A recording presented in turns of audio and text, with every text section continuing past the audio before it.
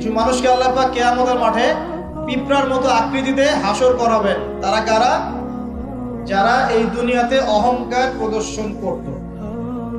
এখন জানতে হবে তাহলে অহংকার কি।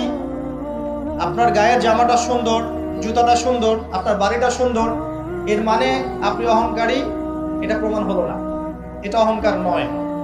নবী সাল্লাল্লাহু আলাইহি ওয়াসাল্লাম বলেছেন অহংকার হচ্ছে দুটো জিনিসের সমন্বয়। একটা হচ্ছে মানুষকে তুচ্ছ তাচ্ছিল্য করা এবং সত্যকে প্রত্যাখ্যান করা। বাতারুল হাক্কি ওয়া গামতুন নাস, মানুষকে তুচ্ছ তাচ্ছিল্য করা এবং সত্য মানে আল্লাহ পাকের বিধান যেটা সত্য এটাকে অস্বীকার করা, এটা হচ্ছে অহংকার। ইবলিসের জ্ঞান ছিল না?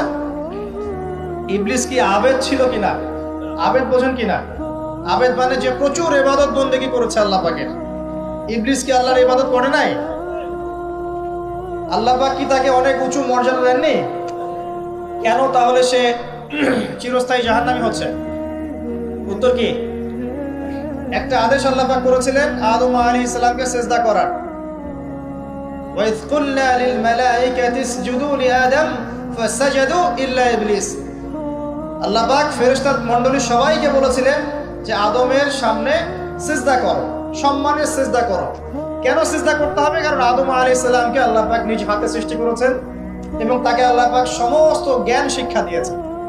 জ্ঞানের কারণে আদম আলাইহিস সালাম এখানে সুপিরিয়র। আল্লাহ পাক ফেরেশতাদেরকে ডেকে বলছেন তোমরা আদমের সামনে সিজদা করো। ইবলিস কিন্তু ফেরেশতা নয়, সে কিন্তু জিন। আল্লাহ পাক ফেরেশতাদেরকে বলছেন সিজদা করো, মানে কিন্তু এই নয় যে ইবলিসও ফেরেশতা। ইবলিস কিন্তু ফেরেশতা নয়, সে কিন্তু জিন জাতির অন্তর্ভুক্ত ছিল। এর দলিল সূরা কাহফের মধ্যে আছে, কানা মিনাল জিন ফাফাসাকা আন আমরি রাব্বি। ইবলিস জিন জাতির অন্তর্ভুক্ত একজন সত্তা ছিল। সে সিজদা করলো না, যুক্তি দিল, একটা বাতিল কিয়াস করলো, সেটা হচ্ছে খালাকতানি মিন নার ওয়া খালাকতাহু মিন তিন। আমাকে সৃষ্টি করেছেন আগুন দিয়ে এবং আদমকে সৃষ্টি করেছেন কি দিয়ে? মাটি দিয়ে। কেন আমি আদমকে সিজদা করব? মানে ইবলিস প্রমাণ করতে চাইলো যে আল্লাহর আদেশটা ভুল, আমি সঠিক। নাউযুবিল্লাহ। আবা ওয়াস্তাকবার, সে উদ্ধত হলো এবং অহংকার প্রদর্শন করলো। এই একটা মাত্র কারণেই সে কিন্তু চিরস্থায়ী জাহান্নামের অন্তর্ভুক্ত হয়ে গেল।